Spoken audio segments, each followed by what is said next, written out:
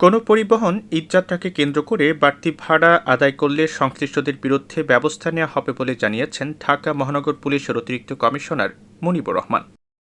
বুধবার দুপুরে ডিএমপির মিডিয়া সেন্টারে আয়োজিত এক সংবাদ সম্মেলনে এই হুঁশিয়ারি দেন তিনি। মুনিবুর রহমান বলেন, ঈদের ছুটি শুরুর আগে বিশেষ করে 1 থেকে 2 দিন আগে সড়কে চাপ বাড়ে, আর এই সুযোগটাই নেয় লোকাল বাসগুলো।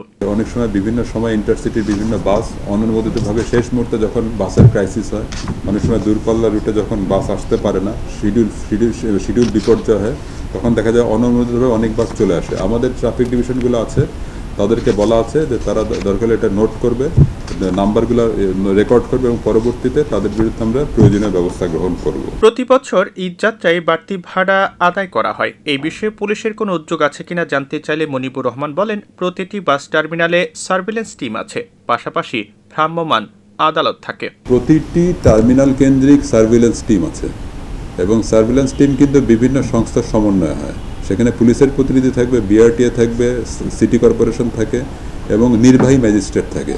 তো আপনার এখানে যদি ভাড়ার যে ভাড়ার চার্ট অনুযায়ী ভাড়া নেওয়া হচ্ছে কিনা, ভাড়া 2 গুণ 3 গুণ বাড়ছে কিনা, বা ভাড়া অযাচিতভাবে না হচ্ছে কিনা, সেটার ব্যাপারে কিন্তু সার্ভিলেন্স টিম আছে এবং সেখানে কিন্তু ভ্রাম্যমাণ আদালত থাকে এবং সেই ভ্রাম্যমাণ আদালতকে কিন্তু পুলিশ সাপোর্ট করে থাকে। যদি সেখানে অযাচিতভাবে কিছু পাওয়া যায়, প্রতি বছরই কিন্তু এটা হয়ে থাকে।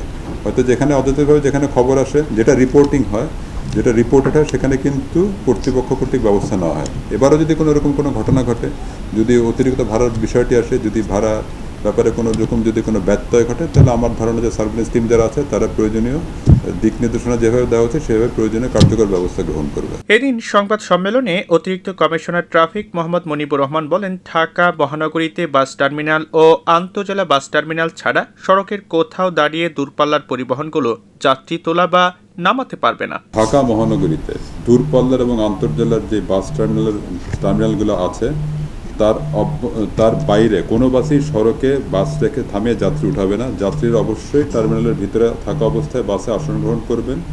সংশ্লিষ্ট বাসের প্রতিনিধিদের এই বিষয়টি খেয়াল রাখার জন্য আমরা আহ্বান করেছি এবং আমরা বিভিন্ন ডিভিশন সভা করেছি।